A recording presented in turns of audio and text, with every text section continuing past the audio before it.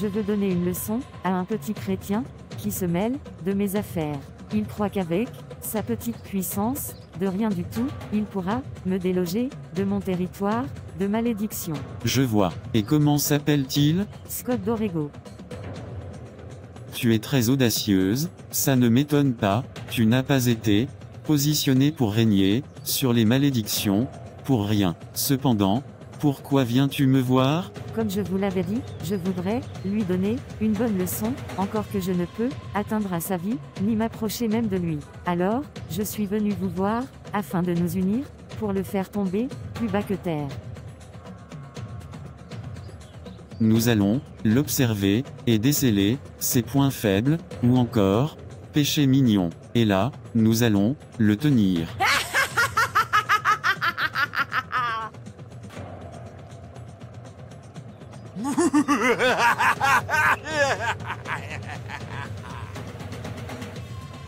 Scott, ici, nous diminuons des zéros à nos achats et ventes. Tu te dois de faire comme nous, ou la fermer, sinon, nous te rendrons la vie impossible. Mais j'ai pas compris, vous diminuez comment?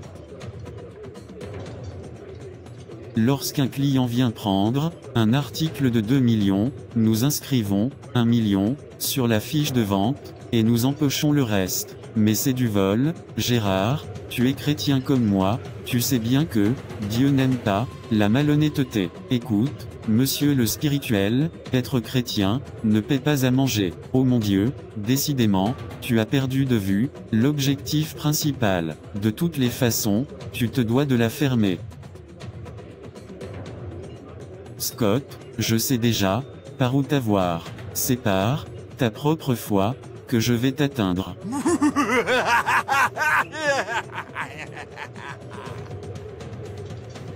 Gérard, je n'aime pas ce que tu fais. Je ne fais rien, promis. J'ai arrêté les fraudes, ce n'est pas bien. S'il te plaît, apporte ces documents au boss. Mais d'abord, mets ta signature ici et ici. C'est la fiche de paie envoyée par les ressources humaines. D'accord cher ami, je te fais confiance. Ainsi parle l'Éternel, maudit soit l'homme qui se confie dans l'homme, qui prend la chair pour son appui. Jérémie 17 verset 5.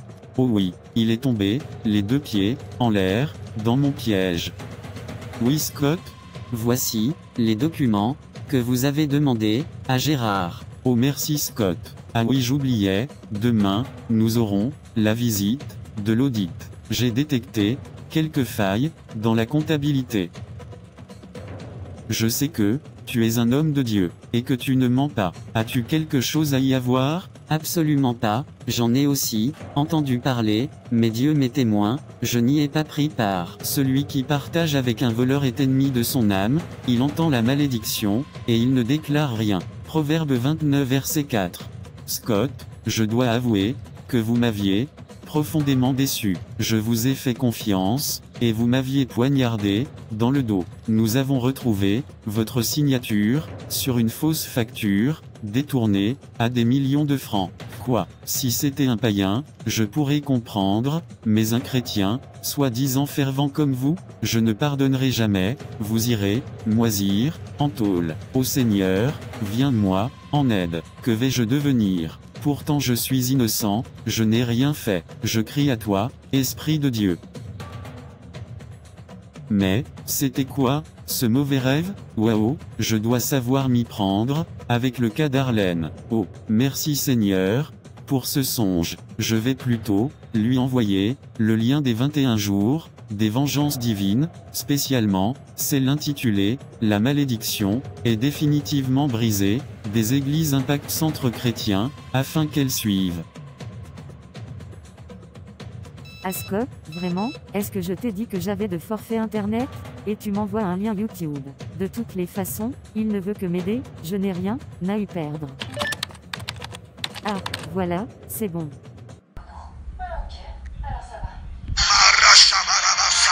Parce que Christ nous a rachetés de la malédiction de la loi, et ayant été fait malédiction pour nous, selon qu'il est écrit, maudit soit quiconque pendu au bois, afin que la bénédiction d'Abraham ait pour nous son accomplissement en Jésus-Christ.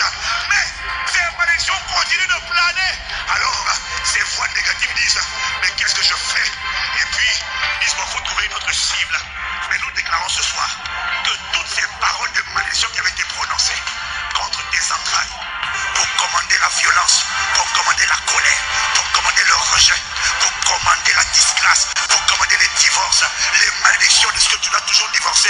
la famille, tout le monde divorce. On commence, et puis après, l'homme part toujours. On ne sait pas pourquoi. Tu as beau être belle, tu as beau bien te comporter. Un jour, l'homme se lève et il dit, il part. Je déclare toutes les malédictions ancestrales qui partent depuis plusieurs générations sur ta vie sont définitivement annulées.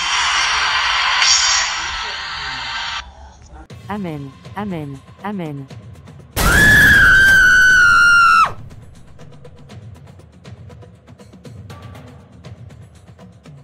C'est ainsi que la malédiction prit fin. Lorsque vous voyez les mêmes choses se répéter de génération en génération, levez-vous et brisez-les. Si elles persistent, montez aussi votre niveau en puissance. Aussi, il est très important d'avoir une église locale afin d'être sous une couverture spirituelle. Merci d'avoir suivi, n'oubliez pas de vous abonner et d'aimer. C'était mes plus grands secrets.